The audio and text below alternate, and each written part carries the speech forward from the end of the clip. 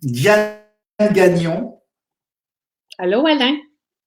Salut, attends, je vérifie qu'on est tous là, que tout le monde est bien connecté.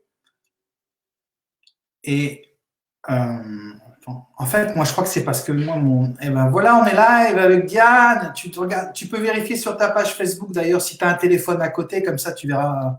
Oui, Tu je vais verras. vérifier parce que moi, ce que je vois de toi, c'est triste un peu. Je vois juste peu de parties de ton visage. Mais une petite partie de mon visage, c'est déjà beaucoup, beaucoup, tu sais. Ah, là, je vois. Diane, Oui, salut, merci d'être avec moi. grand plaisir, Alain. C'est Mm. vraiment une joie de t'avoir.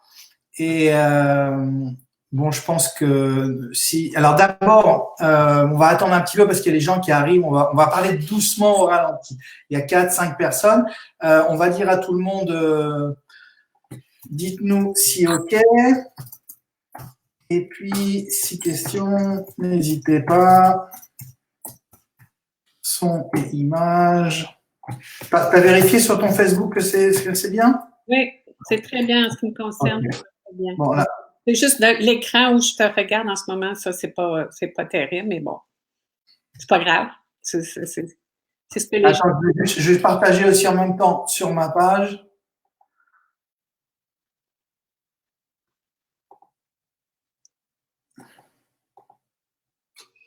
Partager, comment on fait? Partager. Alors, c'est super. Moi, je suis super content d'avoir Diane. Le lien, il est là. Diane avec nous. Parce que Diane, je l'ai rencontrée. On se connaît depuis quoi? Moins d'un an. Oui, oui. On a l'impression qu'on se connaît depuis super longtemps, en fait. C'est vrai, hein? Ça a cliqué tout de suite, nous deux, hein? Ouais. C'est vrai. Ben, en fait, la Et première fois qu'on s'est connus, on avait dîné juste avant notre départ de Lyon. Je pense que c'était en septembre dernier ou en juin dernier, peut-être, je ne sais plus. ouais. En septembre. C'était à l'aéroport. J'étais venu vous rejoindre euh, avec Denis. Ah oui, oui, c'est ça. J'arrivais du congrès du colloque de l'APM à Annecy, et puis on repartait par Lyon, puis on s'était rencontrés là, puis en fait, on a élaboré, échafaudé plein de projets à ce moment-là déjà, là. Et Des qui vont projets. se faire, qui vont se faire à leur rythme. Ouais. Alors Diane, écoute, bon, donc l'idée c'était évidemment, comme tout le monde, on essaye de trouver des solutions pour un petit peu rester connecté pendant cette période qui est compliquée. Et donc les lives se sont imposés, donc j'organise une série de rencontres et je voulais absolument t'avoir parce que c'est vrai qu'on a plein de projets en cours et puis j'aime beaucoup ton approche de tout ce que tu fais. Je voulais d'abord te demander comment ça va, comment tu vis, que tu nous racontes ce qui se passe, où tu es, ce que tu fais, comment tu traverses, toi, cette période. Ça fait beaucoup de questions, hein, ça? Ouais, mais attends, il y en a un paquet, tu vas voir. Ben, écoute, je me considère vraiment privilégiée parce que moi, j'ai déménagé, j'ai vendu ma maison. J'ai déménagé le 1er mars dernier. Je me suis envenue, j'ai quitté Québec, je me suis envenue en Beauce. Et le confinement a commencé quelques jours plus tard. Alors, ben, j'occupe mes journées à défaire mes cartons, comme vous dites, les boîtes, comme on dit au Québec. Et puis, je place les choses tranquillement. Puis, tu sais, il y a eu tellement de prise de conscience à travers tout ça avant le confinement, parce que, tu sais, quand tu vis d'une grande maison, là, puis que tu sors les choses d'où elles étaient, tu dis, mais où est-ce que j'avais la tête de consommer autant d'objets que ça? Tu sais? Moi, j'avais honte quasiment d'avoir cédé à cette folie-là de la consommation dans laquelle la plupart d'entre nous sommes embarqués. Et ça, c'était, pour parler français, un wake-up call, là, tu sais, c'était un appel de dire, wow, attends une minute, ça a, je dirais que ça m'a ramené à moi, puis à mes peurs à moi, et à ce que j'avais besoin de vivre dans les années antérieures. Alors donc, je suis déménagée depuis, je place les choses ici tranquillement, je donne, je donne, je donne, on fait beaucoup, beaucoup d'épuration. Et sais, je trouve qu'on est privilégié dans le sens où c'est un temps d'arrêt qui nous est offert. Et je dirais, pour la plupart d'entre nous, c'est sûr que les gens de la santé qui m'écoutent vont trouver ça épouvantable, ce que je dis, puis je leur lève mon chapeau parce qu'il va falloir qu'on prenne soin d'eux à un moment donné, puis vraiment mettre l'accent sur pas juste les remercier, mais prendre soin d'eux là, pour pas que ce soit catastrophique de leur côté. Là. Mais c'est ça. Alors, on a du temps pour méditer, on a du temps pour aller prendre des marches, on a du temps pour rien faire, pour lire des choses aussi qui nous inspirent à comprendre ce que la vie est en train de nous dire. Et pour se faire la vie douce, tu sais, cette vie douce-là, c'est fou, là. Moi, je l'ai souhaité longtemps, mais je ne savais pas comment. Et comment y arriver. Puis je trouve que présentement, ben, on est tous appelés à déposer nos fardeaux, tu sais, nos fardeaux financiers d'activités. Tu sais, nos enfants étaient inscrits à tant d'activités. Puis là, ben, on est tous confinés chez soi, ici au Québec, chez vous en France, et puis on apprend à vivre avec soi, avec ceux qu'on aime, avec ceux qu'on a mis au monde. Puis je pense qu'il faut trouver les occasions de gratitude à travers ça. Tu sais, mes enfants sont répartis, moi, au Québec, et puis on s'appelle régulièrement, on s'écrit régulièrement, puis j'ai confiance en leur bon jugement pour prendre soin d'eux-mêmes.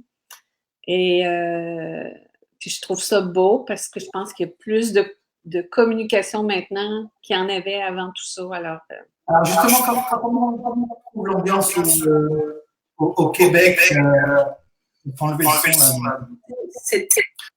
Parce qu'en France, moi je trouve qu'en France, on est partagé entre. Il y a un petit peu de psychose quand même quand tu sors. C'est assez étonnant quand même les scènes quand tu vas faire quelques courses, les gens qui sont à 2 mètres de distance l'un de l'autre. Quand tu passes à côté de quelqu'un, t'évites de trop passer à côté. Enfin, il y a une mini psychose, même pour certains, une psychose sérieuse. Et en même temps, il y a une sorte de gentillesse, de bienveillance. De compassion qui est en train de naître. Comment ça se passe? Est-ce que tu sens la même chose là-bas au Québec? Oui, c'est sensiblement la même chose. Tu vois, on va prendre des marches tous les jours, puis on rencontre toujours des gens qu'on connaît, puis on se dit bonjour, ça va, puis on passe notre chemin, on n'arrête pas pour discuter avec eux. C'est sûr que ça fait un peu bizarre. Quand quelqu'un passe trop proche, on a tendance à se tasser, à se pousser un peu. C'est différent de ce qu'on a l'habitude de faire parce que ici aussi, on est des gens qui avons l'habitude d'être chaleureux, puis de s'embrasser, puis de se parler, puis d'être proches les uns des autres.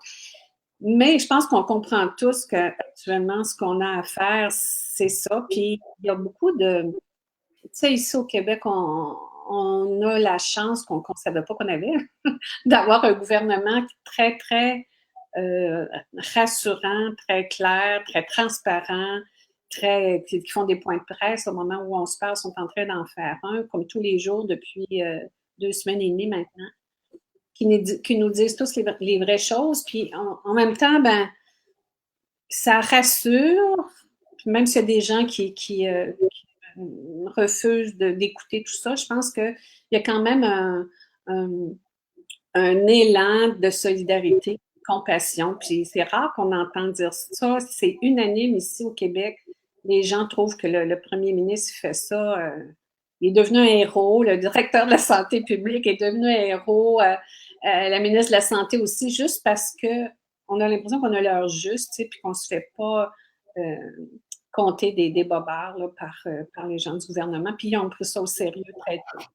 Alors voilà, peut-être que ça nous rassure, peut-être que ça nous permet aussi. Ouais, c'est un état d'esprit un peu différent en France parce que tu sais comment c'est, les Gaulois, les Français, ils sont toujours un petit peu en train de critiquer, de râler. Donc, au milieu de cette situation, il y a des polémiques qui naissent, des scandales sur la gestion du gouvernement, des spécialistes, etc. Bon, ça fait partie un petit peu du lot de la société française, mais d'une manière générale, je trouve qu'il y a quand même une sorte de solidarité.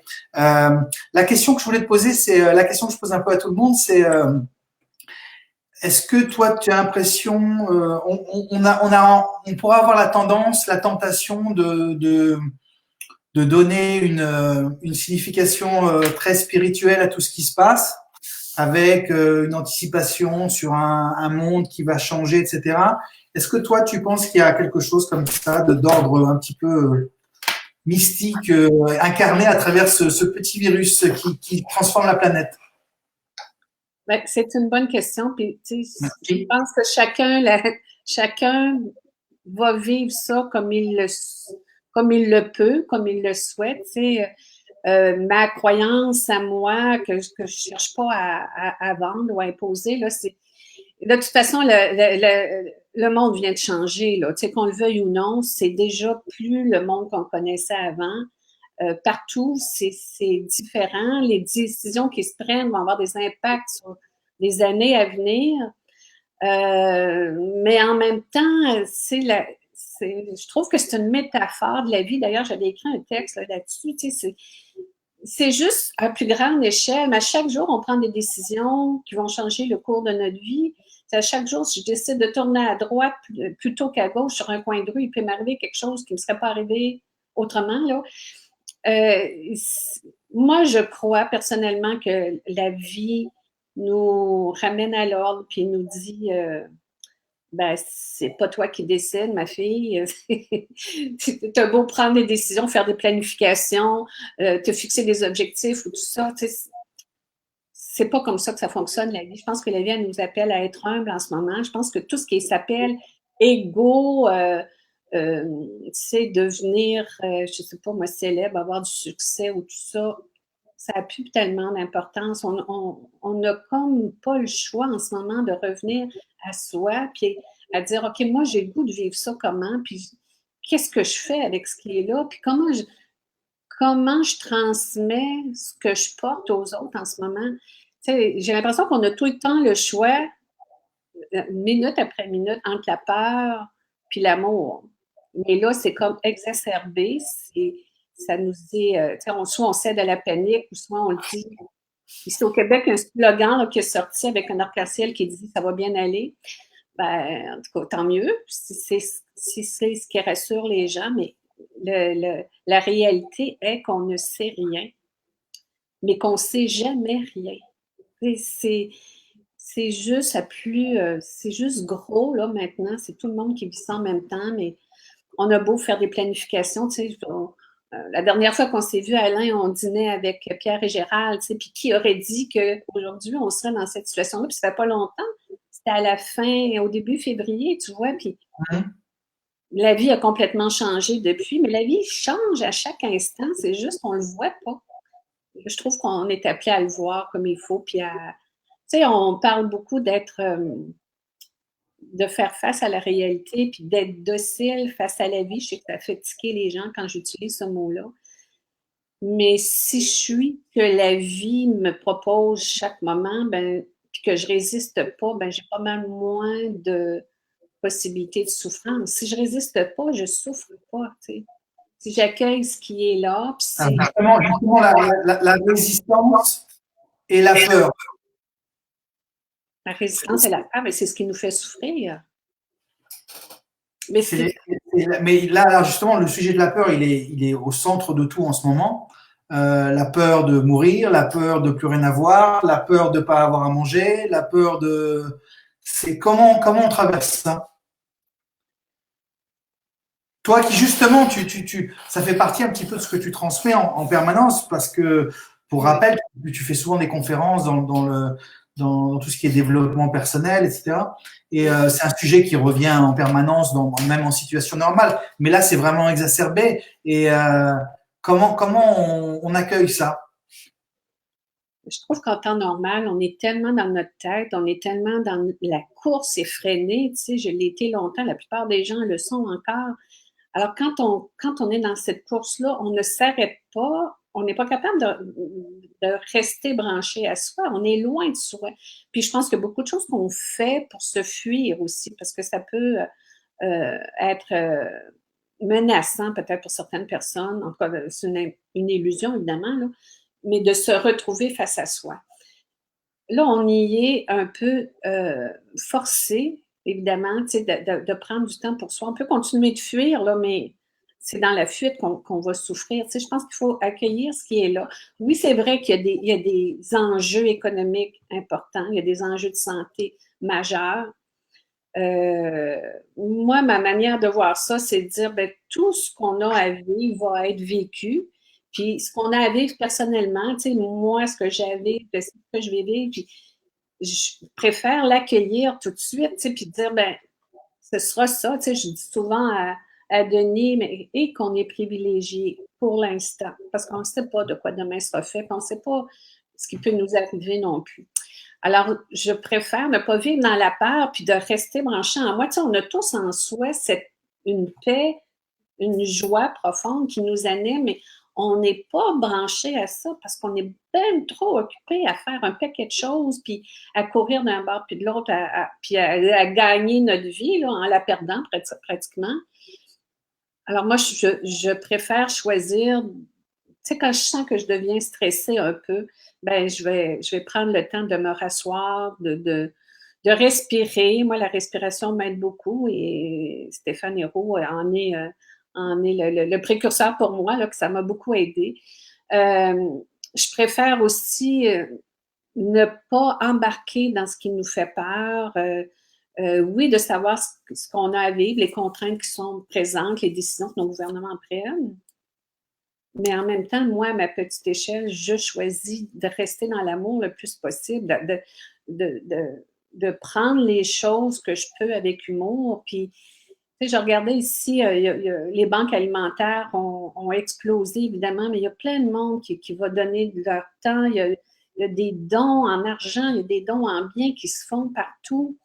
On est en train de redécouvrir le pouvoir de la solidarité, puis de la compassion, puis de l'entraide, ce qu'on avait peut-être perdu ou ce que peut-être certains à grande échelle avaient maintenu dans les activités de philanthropie. Mais là, on est dans le concret, là, on est dans, comme on dit ici, dans la poutine de tous les jours.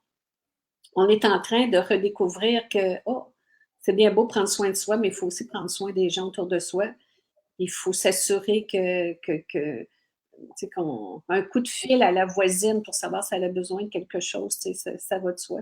Je regarde, Olivier est en train d'écrire là, sur notre live, mon fils, puis il me disait, as-tu besoin de quelque chose, veux-tu que j'aille faire ton épicerie, puis il reste à peu près à 100 km de chez moi. Je me disais, ce sont ce genre d'événements-là qui font qu'on redécouvre le vrai sens de l'humain, puis le vrai sens de ce qu'on porte en soi. Moi, je vois ça comme étant une grande épuration de toutes nos structures mentales qui ont plus besoin d'être Justement, il y a un sujet qui est intéressant aussi, c'est qu'on redécouvre qu'on est tous pareils, quoi. En fait, on est tous pareils, on vit tous la même chose dans le monde entier. En 3 semaines, on s'est tous retrouvés dans le même bateau à vivre la même expérience de tous les coins du monde. Avec la même priorité, la même peur, la même envie que ça c'est assez extraordinaire quand même ce sentiment d'unicité, d'universalité presque qui est arrivé. Ce qu'on a mis des années à essayer de faire, on est en train de le réussir par la force en 3 semaines. Oui, puis tu sais, c'est quand même curieux que ce soit un nanovirus qui nous oblige à tout faire ça. Tu sais, on se pensait tout puissant aussi, nous les humains, puis on pensait qu'on contrôlait tout, on se rend compte qu'on contrôle rien. Tu sais, c'est ce que les écologistes ils nous exhortent à faire depuis des années. Ben, ce virus-là nous a obligés à le faire en 3 semaines, tu sais, que les eaux de Venise redeviennent bleues, puis que les poissons se remettent à nager, puis que la pollution diminue. Personne n'aurait réussi à faire ça. Puis là, c'est un petit virus invisible à l'œil qui fait qu'on se retrouve tous. Tu sais, j'avais écrit un texte où je disais on est tous égaux là-dedans. Bien évidemment, certains ont dit ouais, mais on n'est pas tous égaux selon nos moyens, puis j'en conviens, c'est vrai, mais le virus, il ne s'attarde pas que tu sois bien nanti ou pas, que tu sois jeune, vieux ou que tu vives dans quelque région du monde que ce soit.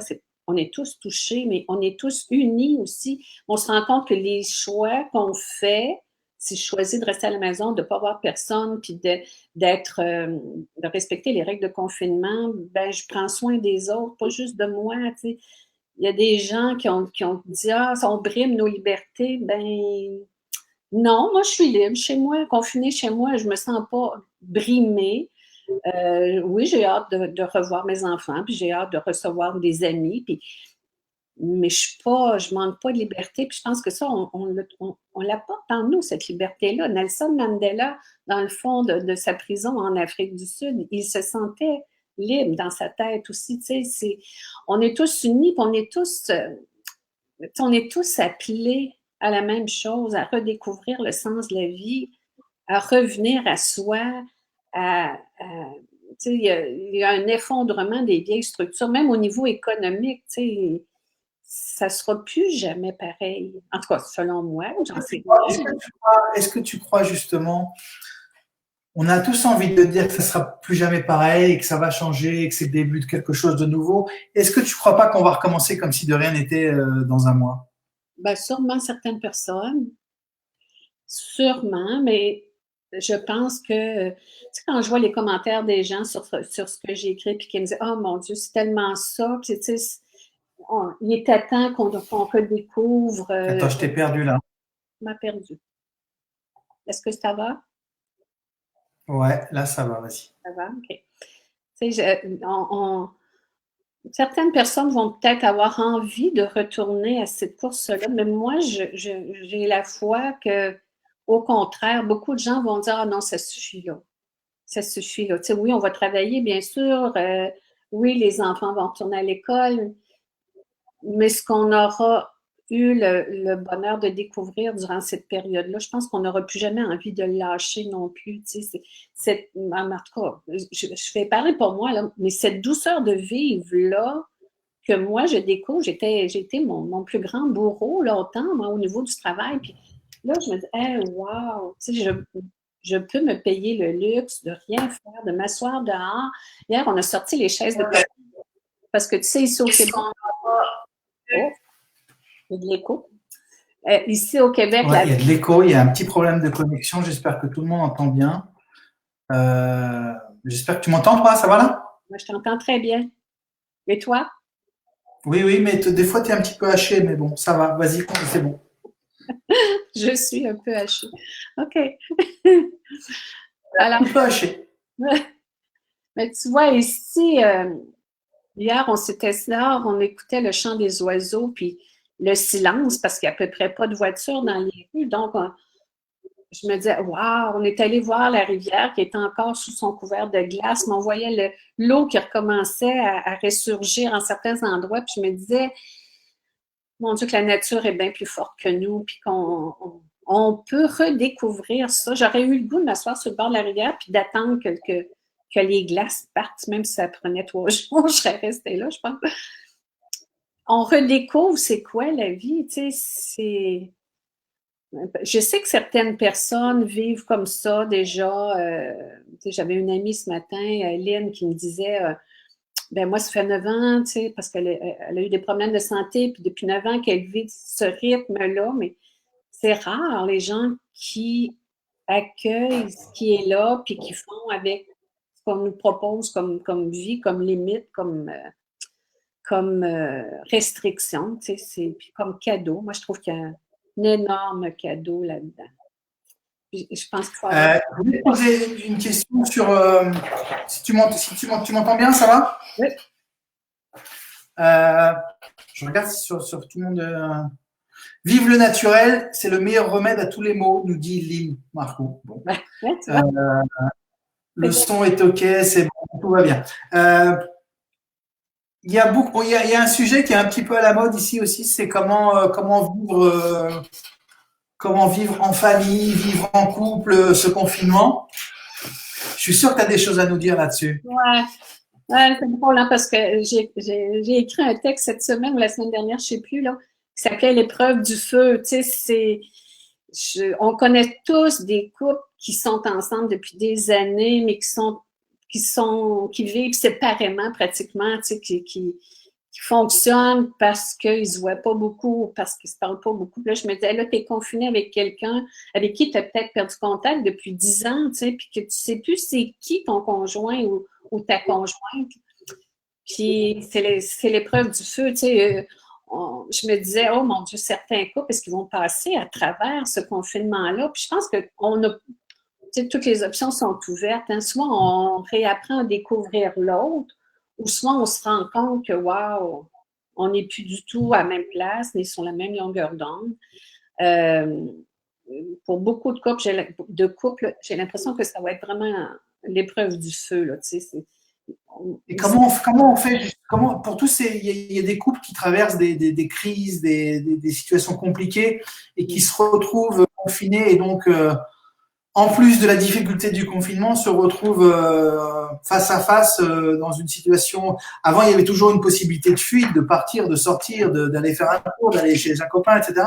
Et là, on n'a plus le choix. Comment on traverse? Ben, je crois que nous sommes confrontés. Ça va, tu m'entends? Ouais. Moi, je pense qu'on est confronté à ce qu'on a besoin de régler dans nos vies. Tu sais. Soit on réapprend à se parler, à se redécouvrir, tu sais, il existe des superbes questions on peut en faire un jeu puis réapprendre à se découvrir, mais tu sais, des fois, l'irritation mutuelle est peut-être tellement grande que c'est impossible, tu sais. Je lisais qu'en Chine, lorsqu'ils commencent à lever le confinement, il y a eu énormément de demandes de divorce parce que les gens ne pouvaient plus se tolérer. C'est pas ce que je nous souhaite, mais tu sais, il y a des relations qu'on maintient simplement par habitude, puis qui sont sur le respirateur artificiel, puis que si tu enlèves le respirateur, c'est terminé. Je pense que ça vaut la peine, tu sais, d'avoir des conversations, des vraies conversations, d'arrêter de se fuir, puis de voir qu'est-ce qu'on peut faire renaître de ça. Mais je pense aussi qu'il y a des couples qui sont confrontés à la fin de leur relation, puis c'est correct, tu sais. Il y a un ménage qui se fait en ce moment, puis je pense que tout ce qui n'est pas authentique est appelé à disparaître, puis honnêtement, tant mieux. Tu sais. Avec les enfants, ben, tu sais, ça,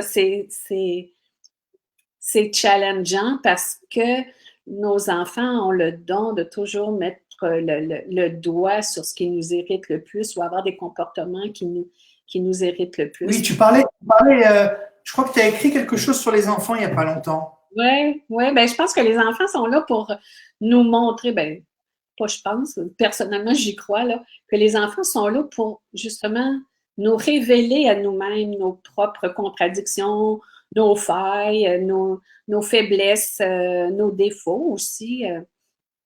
Et on a tendance à vouloir contrôler les enfants puis ne pas se laisser remettre en question par eux. Mais moi, je trouve que c'est un bel exercice de dire, ah, bon, là, mon enfant me fait vivre. Est-ce que c'est pas en fait, les enfants, c'est nos meilleurs gourous? Oui, c'est eux nos vrais gourous. Oui. C'est nos grands maîtres spirituels. Ça, j'aime ça, dire ça souvent aussi. Nos enfants, puis tu sais, je vois qu'un de mes fils est en ligne. Attends, je t'ai perdu là. Je disais que un de mes fils est en ligne, il va être content d'entendre ça. Tu sais, c'est vrai que nos enfants, ce sont nos grands maîtres spirituels. Ils sont sur Terre justement pour nous ouvrir, pour nous éveiller à ce qu'on n'a pas vu encore en nous. Tu sais. Alors, puis ceux qu'on ne veut pas voir. Qu'on ne veut pas voir. Et Dieu sait qu'ils ont le tour, surtout quand ils sont très jeunes. Là, tu sais, c'est très c'est challengeant. C'est sûr que si vous avez 3-4 enfants en bas âge, puis vous m'écoutez, ça ne vous tente peut-être pas d'adhérer à ce que je propose comme réflexion, mais je pense que c'est toujours là pour nous faire grandir, toujours, toujours. Je ne suis pas sûre que c'est nous autres qui élevons nos enfants. Je pense que des fois, c'est nos enfants qui contribuent à notre élévation spirituelle. C'est beau, ça. J'aime bien ce concept. Ouais. Comment tu vois c'est quoi la première chose que tu vas faire quand on va sortir du confinement? Si on sort du confinement. Ah, c'est drôle que tu dises ça, parce que je me disais hier, justement, je disais à Denis, la première chose qu'on fait quand on... Attends, attends. Là, on a un problème de connexion. Tu m'entends? Oui. Tu me vois bien, tu m'entends? Oui. Bon, ouais. Super. Alors, vas-y, on t'écoute.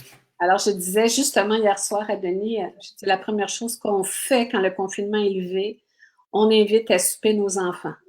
Alors, les garçons, les blondes, à la maison, on soupe, puis on se, on se paye une fin de semaine de retrouvailles familiales. Je pense que, tu sais, ça, c'est quelque chose qu'on... J'imagine que pour la majorité des parents, c'est peut-être la première chose qu'on aura envie de faire. Pour la plupart d'entre nous, on est quand même en famille 24 heures sur 24. Là. Oui, mais en fait, c'est sûr, nous, nos enfants sont adultes et puis ils vivent loin de nous, alors ils sont tous dans des villes différentes. Là. Mais tu sais, j'ai l'impression que chaque jour, j'essaie moi, je mets l'accent sur ce qui est bon pour moi dans la journée d'aujourd'hui. Tu sais, aujourd'hui, c'est gris, mais c'est pas grave, il fait beau dehors. J'ouvre la porte, j'écoute les oiseaux chanter. Je prends le temps de me faire une tisane, un café. Je vais dehors. J'ai sorti mes berceuses pour pouvoir profiter de ce qui est là, de ce qu'on peut profiter. Tu sais. Si on vit en appartement, ben on peut quand même s'asseoir sur le balcon. On peut lire, on peut apprendre une nouvelle langue. Il n'y a rien qui est pas... T'en es où sur les conférences, ce qui était prévu? Est-ce qu'il y a beaucoup de choses qui se sont annulées? Et est-ce que tu vois ton activité différemment pour la suite? Oui, c'est une très bonne question, Alain. Merci. C'est bon. J'avais des conférences en avril et en mai au Québec, en juin en France, et puis juillet, tout ça, en tout cas. Là, pour l'instant, il n'y a rien d'annulé, mais évidemment, je ne m'attends pas à ce que les conférences d'avril et de mai du Québec soient maintenues. Attends, t'as perdu Diane. Ça va? Ouais. Ils sont tous dans des villes différentes. Vas-y. OK. Donc, je disais, je ne pense pas que mes conférences d'avril et mai au Québec seront maintenues. Celles de juin en France, c'est peu probable. Mais en fait, moi, je peux toujours écrire. Tu sais, moi, ma passion dans la vie, c'est écrire. Et puis là, je me disais, je sais là, qu'il y a quelque chose qui pousse pour que j'écrive. Je viens de sortir 2 livres, là, mais je pense qu'il va en avoir un autre bientôt parce que ce qui se passe nous amène à des réflexions plus profondes, plus vraies, plus intenses, je dirais, que ce qu'on a vécu jusqu'à présent. Tu sais. Alors, c'est très... moi, je trouve ça porteur. Je pense qu'il faut tirer le meilleur. Tu sais, si les gens... J'ai une amie qui aime peindre, ben c'est le temps de peindre. C'est le temps de peindre, c'est le temps de se reposer. Tu sais, beaucoup de gens sont épuisés, ben c'est le temps de faire des siestes. C'est le temps de profiter de ce moment-là. Puis surtout d'accueillir. Tu sais, supposons que toutes mes conférences, j'ai une grande tournée à l'automne prévue en Europe. Mais si c'est annulé parce que ça se peut pas, ben ce sera ça, puis ça sera parfait quand même. Tu sais. Je me battrai pas contre ça, je n'ai pas de pouvoir là-dessus, mais je peux, moi, accueillir ce qui est là, puis dire, bon, ben on va faire autre chose. Oui, D'ailleurs, j'en parlais avec Soma Seka il y a 2 jours. Ouais. On va faire son événement a été annulé là. Elle devait être à Lyon fin du mois. Non, ce week-end, aujourd'hui. Et c'était annulé. Et on a reporté à la rentrée et puis on va faire une conférence en ligne, etc. Et on parlait de cet accueil justement. Et en fait, moi je trouve que la vraie leçon de tout ça, c'est pas de comprendre ce qui se passe, mais de voir comment on réagit à ce qui se passe et ce que ça fait en nous. Et en fait, c'est ça qui va faire la différence. C'est comment on va regarder ce qui se passe, comment on va l'accueillir et qu'est-ce qu'on va en faire. Et ça, c'est une chose. Et la deuxième chose, parce que pendant que tu me parlais, je pensais à cette incroyable notion du vivre ici et maintenant qui me tient à cœur. Et je trouve qu'on n'a pas le choix parce que on est dans une situation où on n'a pas de futur. Où on peut faire on a l'habitude d'extrapoler sur le futur en se créant des angoisses et des peurs, etc. Mais là, on est dans une situation où il n'y a rien d'autre que le présent. Alors, on peut imaginer ce que va être l'après, mais pour l'instant, il n'y en a pas. Donc, je trouve ça Oui. passionnant, ça.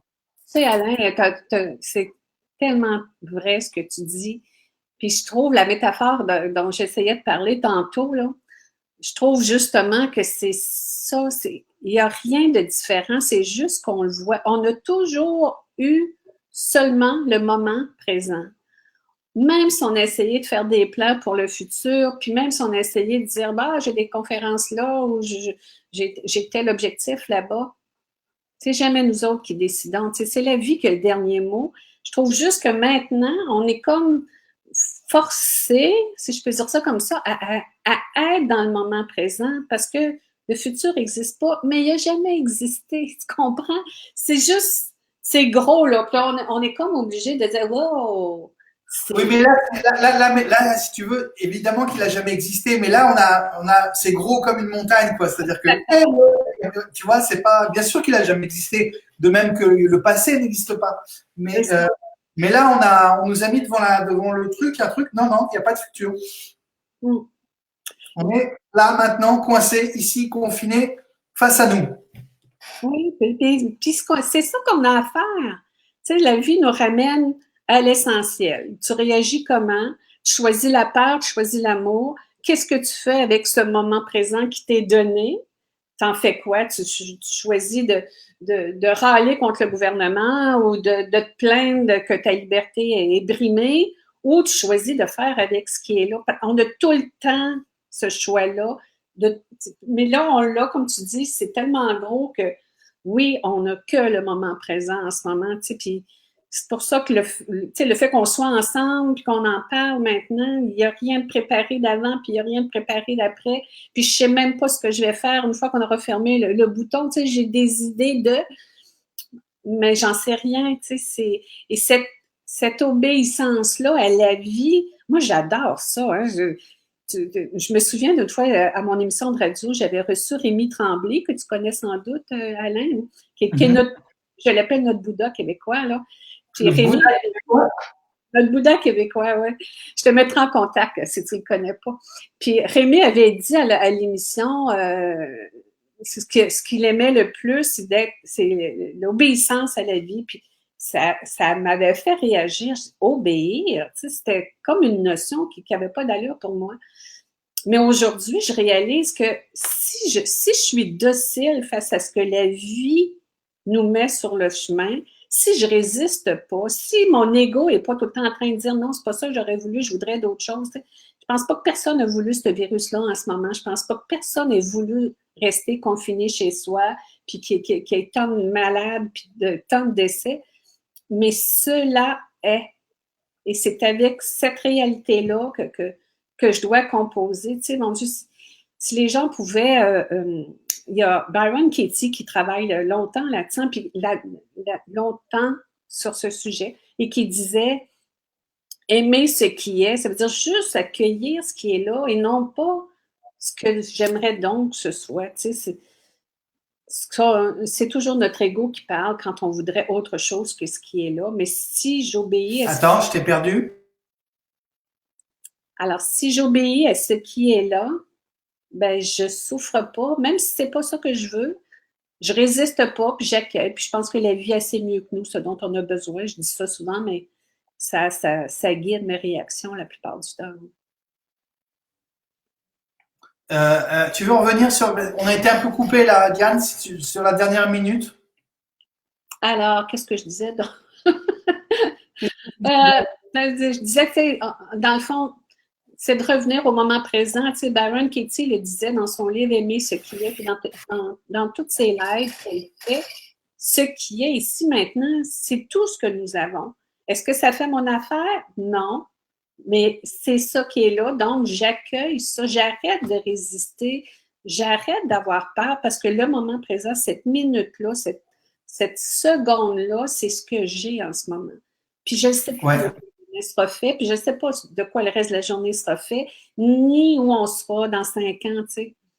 Il me reste juste le moment présent, puis c'est lui qu'il faut chérir, puis c'est lui qu'il faut en profiter, puis c'est pour ce moment présent-là, je pense que il faut avoir une gratitude immense, là, tu sais, La gratitude, tu as écrit sur la gratitude il y a quelques jours un très beau texte.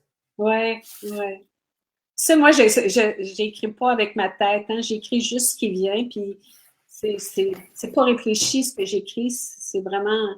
Souvent, mes doigts vont plus vite que ce que je lis, là, même. Là. Puis, effectivement, je pense que la gratitude, c'est ce qu'on devrait développer le plus en ce moment parce que on est en vie, en tout cas, au moment où on se parle. Diane, on a des problèmes de connexion. D'accord. Et j'ai l'impression que ça coupe un peu aussi pour tout le monde. Je vois sur le live Facebook. Je ne sais pas à quoi c'est dû. C'est dû qu'il y a la terre entière qui est sur Facebook et sur Internet. Ouais. Je pense qu'on va conclure. D'accord. Je voulais te remercier encore parce que j'aime beaucoup t'écouter et j'aime beaucoup discuter avec toi. On a été vachement sérieux, moi je trouve quand même. D'habitude, on est moins sérieux que ça. Ouais, on fait plus de blagues habituellement. On va se reprendre dans une prochaine vidéo. Là, on a été vachement sérieux. Si Denis entend ça, il va nous engueuler. Ben, tu vois, la prochaine fois, tu recevras Denis si tu veux, ça sera plus sérieux du tout. Bah ouais, moi je veux bien, mais on peut faire un avec Denis, tu lui dis je suis partant quand il veut. Ah, ben, Avec plaisir. Ou tous les deux, si ben, vous voulez. On peut faire tous les trois en direct. Parfait. C'est un deal. Et, écoute, je veux te remercier de m'avoir donné l'opportunité de faire ce live-là avec toi puis de m'adresser aux gens. Je n'avais pas envie d'en faire par moi-même parce que je me disais tout le monde se lance dans les lives. Puis moi, mon talent, c'est d'écrire. Là. En tout cas, mon don, c'est d'écrire. Je veux dire ça comme ça. Mais c'est le fun de pouvoir échanger avec Alors attends, moi j'ai des petits problèmes de connexion, mais les gens me disent que tout va bien. Audrey Barthelot, Alain Zenati, Sylvie Mossimon, Jocelyne Ferfer, Lynn Marcoux, Céline, tout le monde nous dit que c'est parfait et que tu dis des choses exceptionnelles. Alain, c'est toi le problème. Non, mais c'est moi le problème en fait, c'est moi qui ne suis pas connecté. Ça veut dire quelque chose. Ça veut dire quelque chose. Non, mais c'est bien. Non, mais c'est bien. Mais je suis content que les gens entendent bien, etc. Et ça fait plaisir. Et Audrey nous confirme Audrey Barthelot nous confirme que tout va bien. Excuse-moi, je t'ai coupé. Tu voulais dire oui, toi, tu voulais faire un live seul et finalement, t'as pas trouvé l'opportunité. En fait, je n'avais pas cet élan-là de le faire seul, mais j'essaie d'être docile à la vie. Puis, tu sais, quand tu m'as proposé ça, je me dis, oh, wow, quelle belle opportunité. Tu sais. Surtout de le faire avec toi parce que tu sais à quel point je t'aime beaucoup puis qu'on a toujours beaucoup de plaisir à être ensemble, même si là, on a été moins rigolo un peu. Là, mais, tu sais, je trouve que quand on se regroupe comme ça avec les gens avec qui on a des affinités, bien, les choses se multiplient aussi. Les inspirations se multiplient, puis l'amour qu'on a les uns pour les autres aussi se multiplie. Même si on n'est pas capable de toucher les gens en ce moment par les gestes, par le physique, on peut encore te toucher par la parole. Puis, tous les moyens sont là pour qu'on puisse rester en contact avec tout le monde. Alors, moi, je voulais te remercier parce que c'est un privilège d'être interviewé par toi, surtout après avoir interviewé Somaseka qu'on devait recevoir ici en mai. Le Michel Drucker de l'éveil. Le Michel Drucker de l'éveil, on m'appelle. Et mais un peu plus jeune que Michel Drucker. Mais on va choisir l'amour. Ouais, c'est ça? Oui. Mais il n'y a que ça. Tu sais, si vous voulez souffrir, restez dans la peur. Si vous voulez arrêter de souffrir, choisissez l'amour. Restez dans le moment présent. Puis souvent, les gens vont dire, ah, c'est pas si simple que ça. Oui, c'est si simple que ça. Puis pour avoir cherché toute ma vie à trouver cette paix-là, elle est en nous, cette paix-là. On y a accès tout le temps.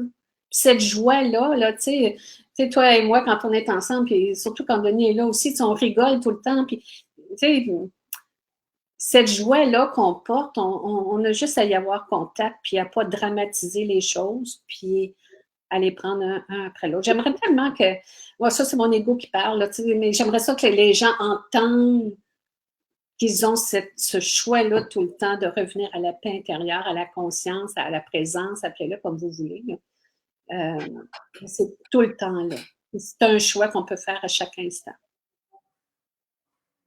C'est une opportunité. J'ai même envie de dire à tout le monde, moi, je sens une joie en ce moment, en même temps que je suis triste pour tous ceux qui souffrent et compatissant pour tous ceux qui travaillent comme des fous pour sauver les gens. Avec un petit brin avec aussi une angoisse un peu matérielle sur sur la suite, professionnelle, matérielle, il faut pas se le cacher. On est tous concernés par une situation économique qui s'annonce très très compliquée. Et en même temps, il y a une joie de vivre cette expérience. On est face à nous, on est face au mur, et il y a quelque chose de très beau. Il y a quelque chose de très beau, il y a quelque chose de très inspirant, et je crois c'est toi qui as une chance nous est donnée. C'est très bien dit. On est en train d'écrire une page d'histoire, là. Tu sais, on est en train de participer à quelque chose qui n'a jamais été vécu dans l'histoire de l'humanité de cette façon-là, à ce point. On est là, on est témoin de ça, on y participe.